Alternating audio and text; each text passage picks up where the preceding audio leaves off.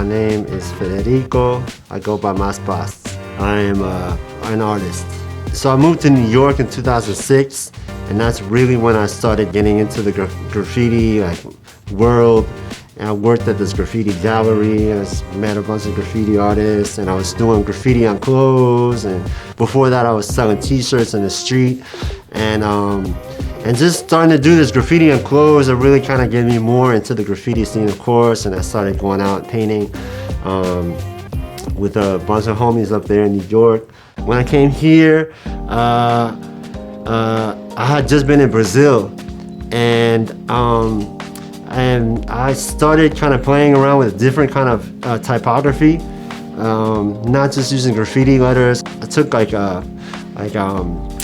inspiration from Mayan and indigenous cultures and hieroglyphics, and started kind of coming up with just kind of a different kind of font structure of a letter that kind of looked kind of it was kind of pichação, the Brazilian graffiti. Kind of was like a pichação, but then it's kind of straight kind of font.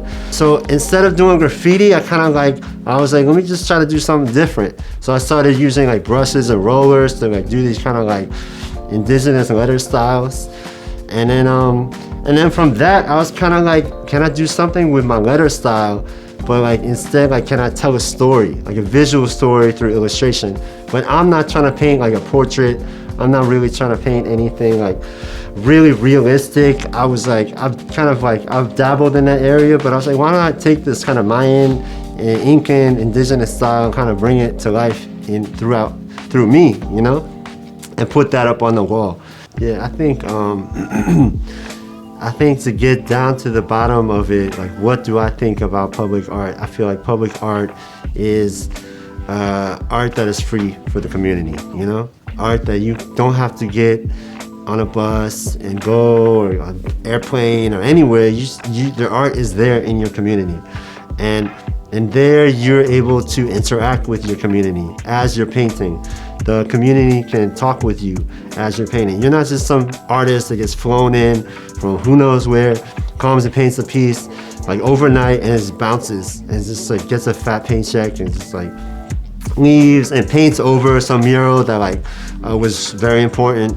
That is the opposite of what real community art is. That's the opposite, I think it's about interacting with your community, making artwork that reflects the community, being present there, talking to the community as you're making the artwork. That's the most important. And bottom line, it's free.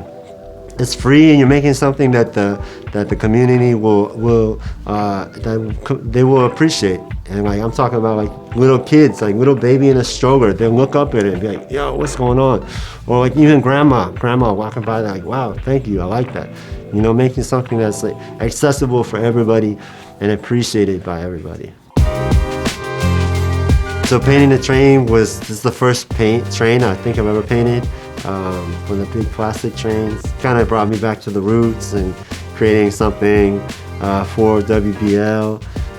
Was really cool. It's just being here and sharing. It's just this is more of a community project, so it's nice to kind of see friendly faces again.